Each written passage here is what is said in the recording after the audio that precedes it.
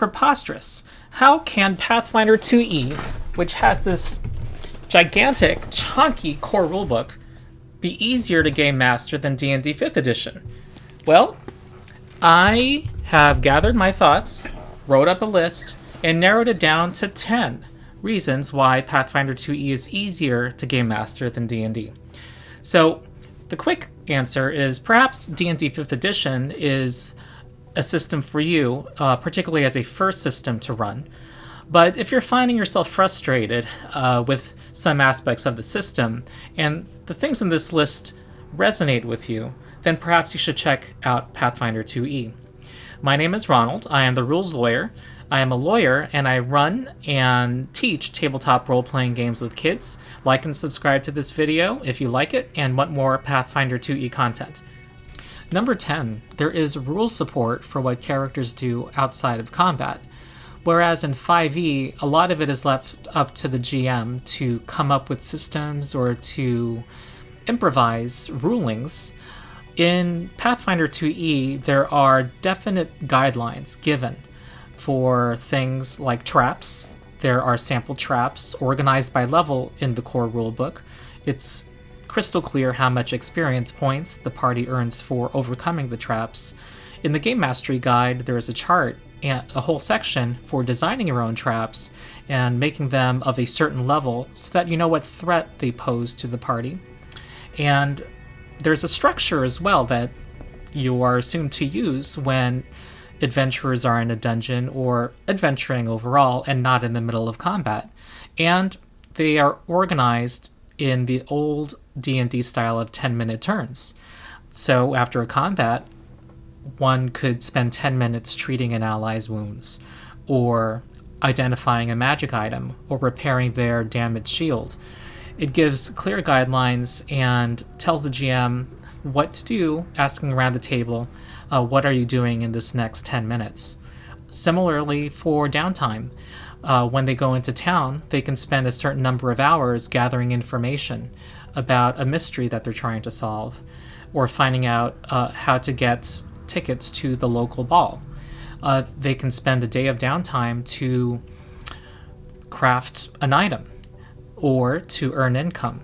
And there's a chart showing how much, given the level of the task, they accrue towards what they're trying to achieve gold-wise. And so there's clear expectations open to both player and GM of what a level 1 character or level 20 character will be earning or crafting in a day. There are also rules for retraining. And so the rules are giving you a clear structure, and so you don't have to do this extra work of having to come up with your own system. Number 9 is that high-level play works and remains challenging and easy to manage as a GM, relatively easy. In D&D 5e, nearly all the published adventures stop at level 10, and it's well known that beyond that level, the math breaks down, and the player characters have access to abilities that can pretty much solve many environmental challenges and defeat boss monsters.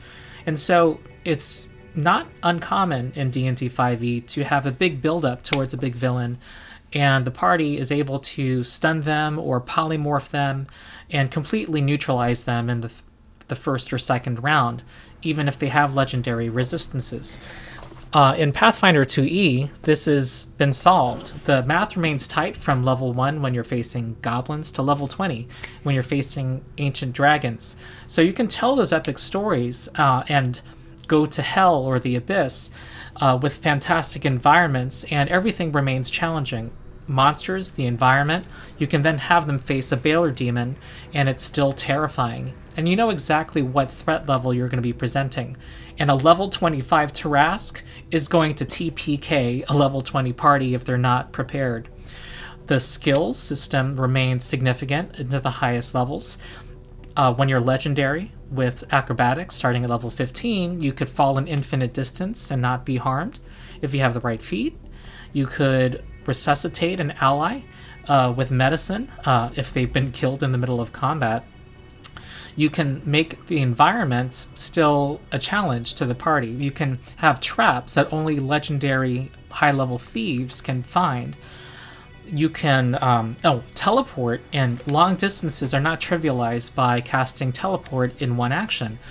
Things like teleport, creating the undead, resurrection are there, but they take significantly longer to do. Some of them are rituals.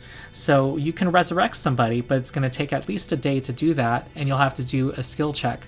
There are also definite costs and amounts of time that these things will take. So high-level play is figured out and is there for you as a system that works. Number 8 is the quality of the published adventures. Paizo, the company behind Pathfinder, was before 2009 known primarily as the writers of the adventure paths that were in Dungeon Magazine and later the Pathfinder publication. And they have a lot of experience developing adventure paths and also adventure modules. When preparing and running an adventure path, I see that there usually is a evidence of that a single developer planned it out and worked with the various authors, so that there is the connections are usually explicit as to why this NPC is here or why this story is happening here and what it might portend for the future. Whereas in D&D 5e, it's usually quite disjointed. There often are some adventures or locations that take you from level 1 to 3 or maybe level 5, and then the supposed real adventure happens after that. And I also find that it's hard to usually see on the page what are the connections, but like why is this non-player character here? If they get interrogated by the party, what's their motivation? Why did they work for the boss? What information do they have? Also, connections like plot hooks or adventure seeds are you usually have to read a lot of the book before you can get an idea of how to plan the adventure, and often download things from third-party publications to help you figure out how to run the adventure. There's thriving large communities for running very popular D&D modules, and I would pose that's not simply because 5e is the most popular edition, but there's bigger holes as well that GMs need to fill, and so therefore they benefit more from these publications and these online communities. So I usually have much less. I run published adventures for both systems, but I usually have a much easier time running 2e adventures. And sometimes, though it's not recommended, it's usually possible just to read a few pages ahead or a chapter that you're going to be running that day with a Pathfinder 2e adventure. There generally is just less prep time needed.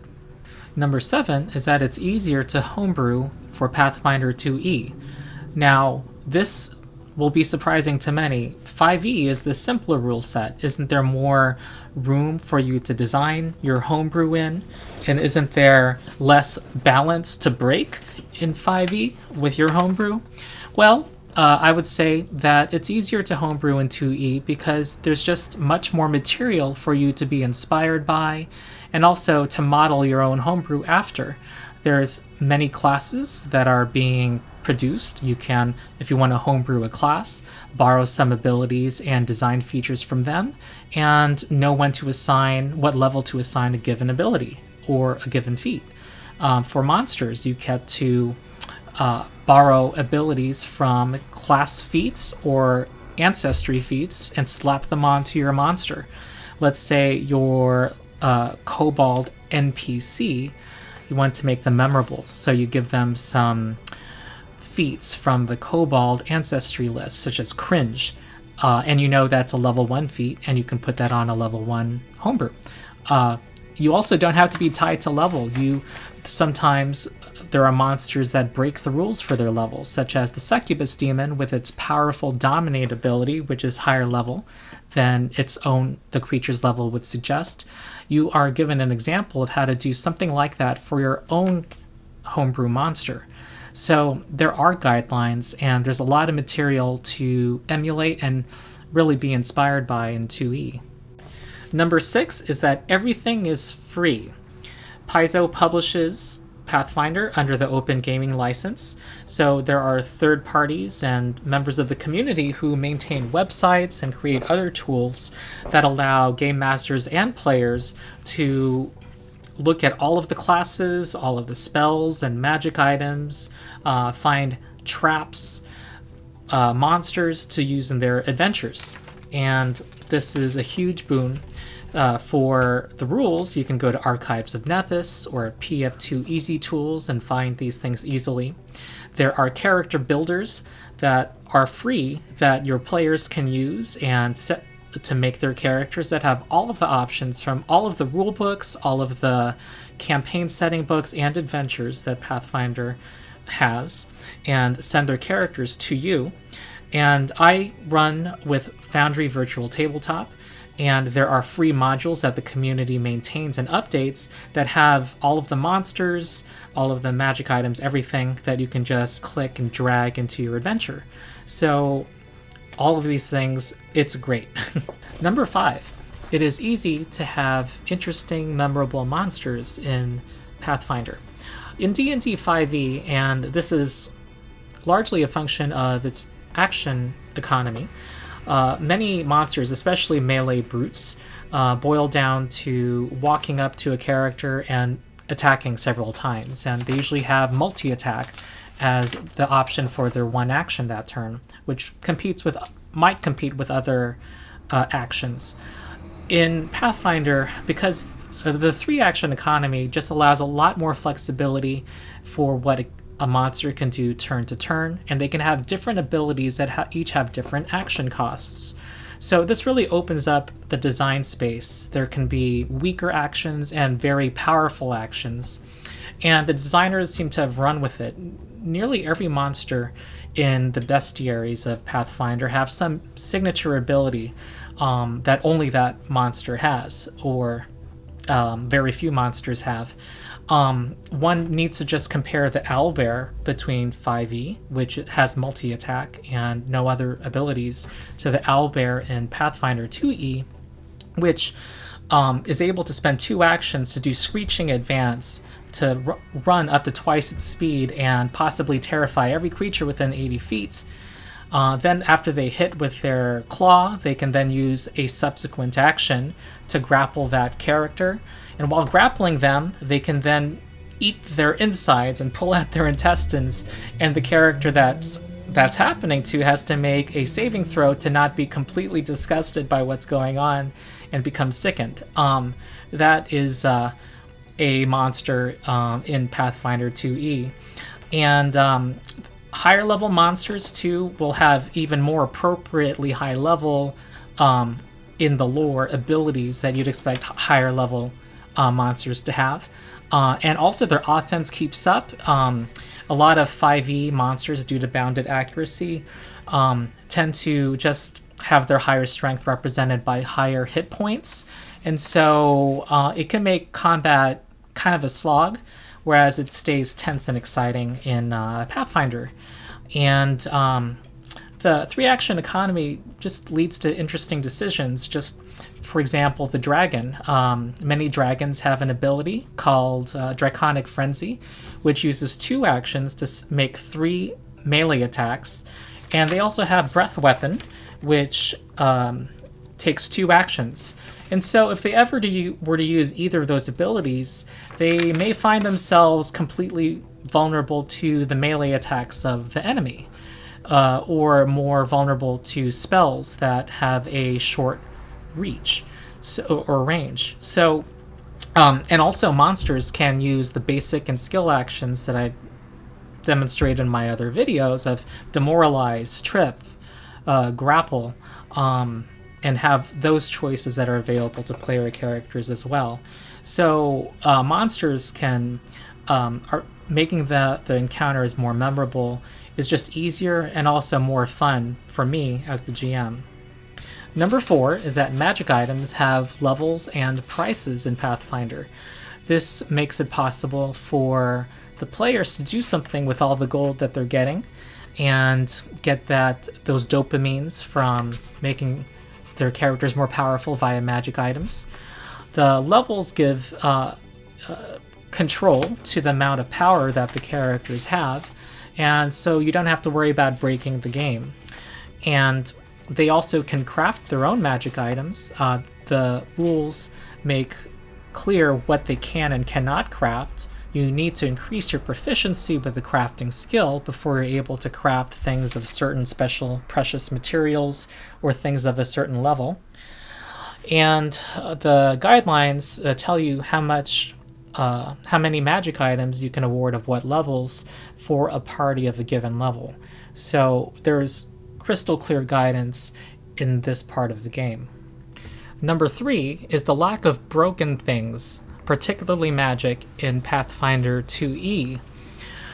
This is definitely a GM preference. There are many players who wouldn't mind at all having brokenly powerful abilities. In D&D, a level 1 party can have a Peace Domain Cleric who uses Emboldening Bond and casts Bless, effectively giving plus 2d4 to 2 party members throughout the whole combat. Add to that a familiar of a spellcaster who can aid and give advantage to one of those characters every turn, and you effectively have a plus 9 or plus 10 every turn for one of those characters. Other offenders are Guidance, giving plus 1d4 to ability checks outside of combat, effectively increasing the skills of the whole party. Or Conjure Animals, filling the battlefield with 16 animals. Or Wild Shape, giving a druid 2 extra pools of hit points.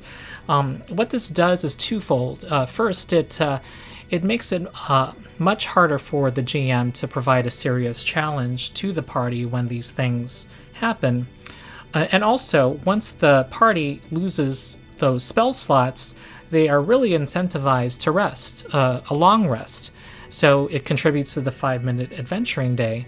And there's actually a third thing, which it also increases. There are many options that are not balanced with each other. And so it increases the imbalance of effectiveness between party members. So one person can dominate and other players feel like they're not contributing. So in another problem with various magical abilities is that they can trivialize things like skills, making skills redundant. You can do things automatically with various spells, and also makes it harder to tell certain kinds of stories. So spells that give information, that tell whether someone's lying, those exist in D&D 5e, and they exist in 2e. But in 2e, such spells have the uncommon tag or the rare tag. So the GM has control and is able to tell players, you can have everything that is a common spell, but if you want something that's uncommon, be it a spell or a magic item, you'll need to talk to me. Number 2 is rules clarity. In any tabletop role-playing game, players will come up with things to do that are outside of the rules. And in D&D 5e, that tends to be more common. One thing I'm thinking of is trying to make out what square an invisible creature is in. Now, one could tell the player, just roll a perception check and see if you know. And, well, that may work, but what if they want to try to detect where 3 enemies are at?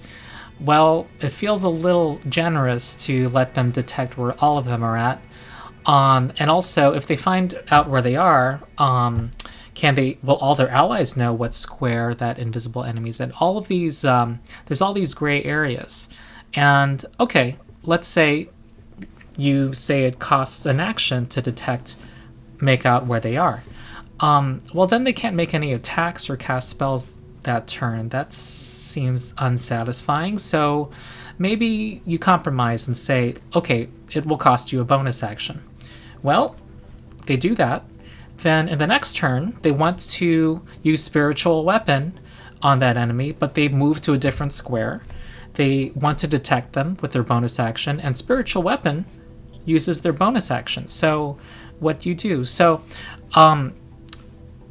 there's more mental load when having to adjudicate and make up rules all the time. And also it leads to inconsistent rulings, or rulings that have unintended consequences. Whereas in Pathfinder 2e, you use one of your 3 actions to seek, perception versus stealth DC, and that's it.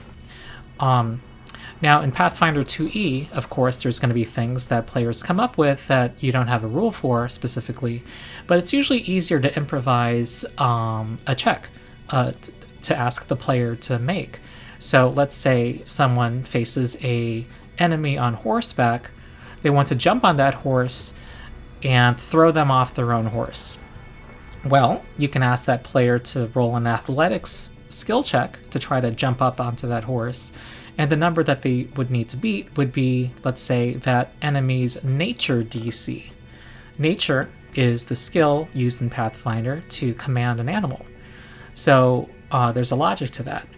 And every skill, and also every attack roll and every saving throw, uses the same formula. Proficiency bonus plus ability bonus. And that proficiency bonus includes your level, if you're trained, and your level of proficiency. So everything's based on the same formula, and you know if you are level 2 and expert in athletics, you know exactly how good they are, and you know how they'll compare against a level 2 enemy or a level 5 enemy. So everything's pretty predictable. The math is tight, meanwhile, and so you can come up with these rulings on the fly, and they'll be consistent and balanced. So another thing is traits. Zombies are immune to all mental effects, and there are various things you can do that have the mental trait. And so you know that you cannot feint to make them flat-footed. You know that you cannot demoralize them, try to intimidate them in combat. The rules are crystal clear as to what you can do because of these key words that are in Pathfinder. There may be another undead creature who is not immune to mental effects, and you know whether those abilities will affect them. The effect of all of these clear rules is that there's less argument between players and GM. It becomes less of a GM may I, and makes the game predictable for everyone involved. Number one, and this will be no surprise to anyone who's spoken with a Pathfinder GM, is that the encounter building system works. In D&D 5e, the encounter building systems that are provided, there's one in Xanathar's Guide and one in the Dungeon Master's Guide, are obtuse, and even when you go through the work involved, usually don't produce the result you want, produce the difficulty you want. Combat in 5e is swingy. A single roll can completely change the difficulty of the combat on a save or suck saving throw, for example. And there are other reasons behind this. Now, that would be the subject of a whole video, why that is, and why that's not true in Pathfinder 2e. I would put out there that two of the main selling points of 5e, bounded accuracy and the advantage-disadvantage system, make it impossible for 5e to have a truly easy and effective encounter building system the way Pathfinder does. Now, the way Pathfinder works is you just add a number of creatures and you note what level they are. Each creature is relative to the party's level. They have an X value. Then when you add them up, that tells you the difficulty of the encounter. And there are encounters that are trivial, low, moderate, severe, and extreme. And that is exactly what they will feel like to the players. So level means what it says, and severe means what it says. So it's much easier for the GM. A related point is that the designers of 5e expect the party to have 6 to 8 encounters in a typical adventuring day. And this presents a more complicated balancing problem for the GM. The GM has to think in terms of a day of encounters instead of balancing a single encounter, and needs to think of attrition of the party's daily resources. And furthermore, often never succeeds at having 6 to 8 encounters because players usually have completely legitimate reasons for their characters to, within the world, be able to have a long rest before going through such a grueling number of encounters. Did you agree with my top 10? Perhaps you disagreed with the entire video. Either way, leave comments, let me know what you think. And if you liked the video, please like and subscribe. Now, the big caveat for this entire video is, yes, Pathfinder 2e has more of a learning curve than D&D 5e. There's a little more reading. I would say that the rules for playing the game are not 600 pages, and it's actually one of these little sections here, if you can see my finger. Playing the game is about 40 pages, whereas it's about 30 pages for D&D, and the skill actions are maybe 20 more pages. It's not completely overwhelming, and there's tools out there. There's the beginner box, which is the best way to learn the game. You can actually open the beginner box adventure and run as is without reading anything else. It takes you step by step in running the game, what to tell the players, and then there are excellent channels. How it's played is the go-to channel for learning specific parts of the rules. And of course there's my channel, The Rules Lawyer. My first video actually I think is a really good thing to watch to demystify Pathfinder 2e as the supposedly unlearnable, complicated rule set. As long as you are patient with yourself, and as long as your players write their attack bonuses ahead of time, you'll all be fine. And the end result of that extra work will be less work in the long run, and absolutely worth it. You'll be spending more time planning your story than fighting with the encounter building system, and you're going to have more engaging combats, easier to adjudicate downtime, exploration, social encounters, everything with Pathfinder. Yes, there is more to learn with such as the traits and the conditions, but once you do, it's like learning a language, and languages are easy to retain because you are using them often, and you find that you're able to, once you've learned a language, articulate things that you couldn't before. And that would be an analogy I would use. You're able to get exactly the experience you want and more easily with more advanced programming language, and we can think of gaming systems, TTRPGs, as programming languages to get the output that you want. So yeah, that's my pitch. I hope you look into Pathfinder 2e, and I will see you next time.